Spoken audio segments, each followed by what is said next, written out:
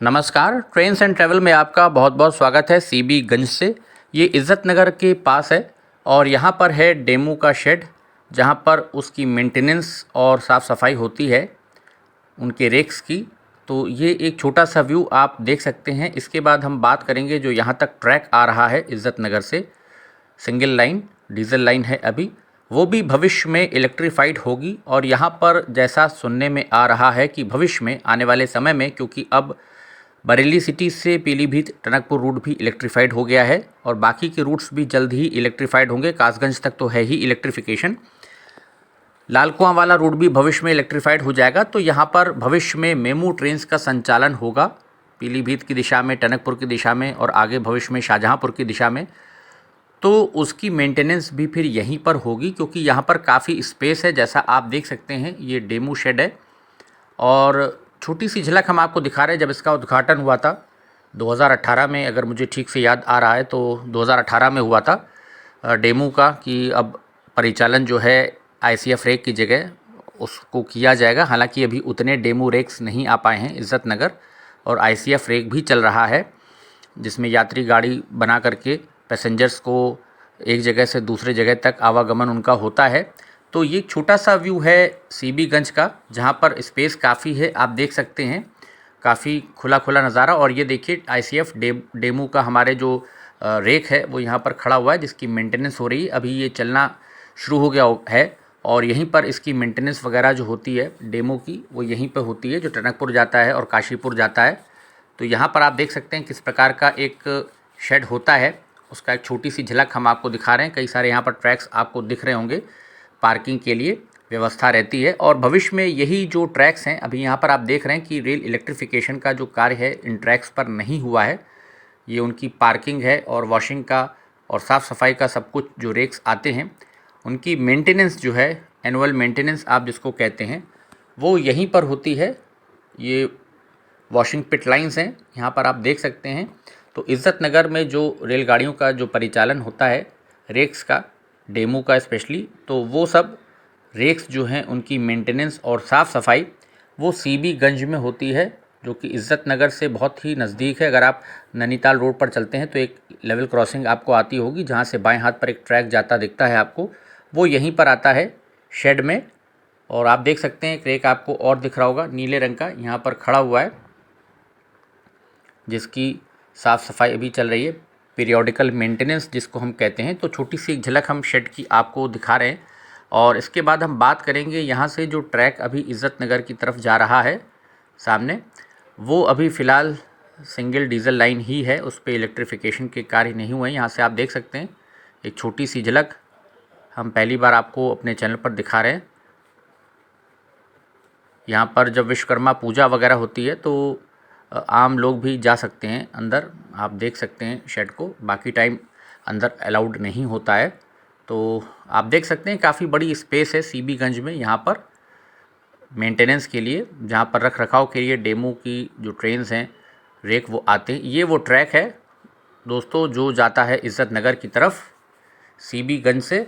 और ये जो बड़ी लाइन आप देख रहे हैं ब्रॉड गेज का ट्रैक, इस पर अभी इलेक्ट्रिफिकेशन का कार्य नहीं हुआ है, लेकिन इन फ्यूचर बहुत जल्द इस पर भी इलेक्ट्रिफिकेशन का कार्य होने की उम्मीद है। यहाँ से लेकर के इज़्ज़त नगर तक इसको लिंक कर लिया जाएगा, ताकि भविष्य में जो मेमू ट्रेन्स हैं या लोको हैं उनका भी रख रखाव, यहाँ पर जगह बहुत है सीबीगंज में। और इस बाबत मैंने कई बार लिखा भी है, पीयूष गोयल जी को भी लिखा है और ऊपर मंत्रालय में भी लिखा है लोगों को, कि ये जो स्पेस है सीबीगंज में हमारे पास बहुत सारी ज़मीन है रेलवे के पास, तो इसको इज़्ज़त नगर मंडल में हमारे आती है ये एनईआर जोन में, तो इसको अच्छे से यूज़ किया जा सकता है यहाँ पर। और अब चूँकि इलेक्ट्रीफाइड रूट हो चुका है ऑलरेडी, तो मेमू का जो रिक्विजिशन है वो अब तक चली जानी चाहिए कि हमको कितने रेक्स लगभग चाहिए मेमू के चलाने के लिए।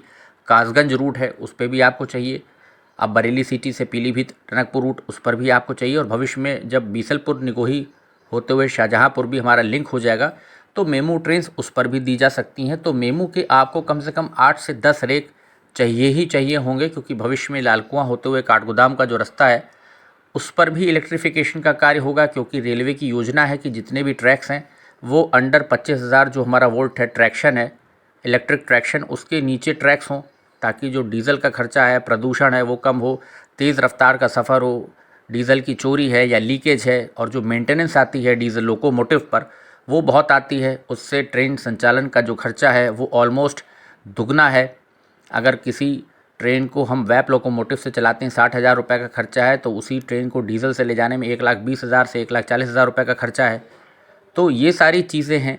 तो इसी के चलते जब मेमो ट्रेन्स हमारे पास हमको बढ़ानी पड़ेंगी, उनके रेट्स हमको और चाहिए होंगे, तो किस प्रकार से उनको प्रोक्योर किया जा रहा है, किस प्रकार से डिवीज़न के अंदर उसकी जो नीड है उसको लाया जाएगा, वो ज़रूरी चीज़ है, उस पर ध्यान देना होगा। साथ ही साथ ये जितना भी ट्रैक आप देख रहे हैं बचा हुआ सीबीगंज से इज़्ज़त नगर तक का, इसका रेल इलेक्ट्रिफिकेशन होगा, ताकि फिर जो लोको है, हमारे लोको शेड भी यहाँ पर और आगे एक्सपेंड किया जा सकता है रख रखाव के लिए, तो उसकी मेंटेनेंस भी हो सकती है। साथ ही साथ जो मेमो के रेक्स हैं उनकी मेंटेनेंस हो सकती है। तो उनको लाने के लिए ऊपर आपको 25,000 वोल्ट का ट्रैक्शन चाहिए, OHE आपको चाहिए। तो उसके लिए ये जो ट्रैक आप देख रहे हैं ठीक बगल में जा रहा है रोड के, इधर इज़्ज़त नगर की दिशा है जिधर भी हम लोग चल रहे हैं, तो ये ट्रैक पर भी रेल इलेक्ट्रिफिकेशन का कार्य मुझे लगता है जल्द से जल्द शुरुआत होगी, टेंडर निकाले जाएंगे और इस पर भी कार्य होगा।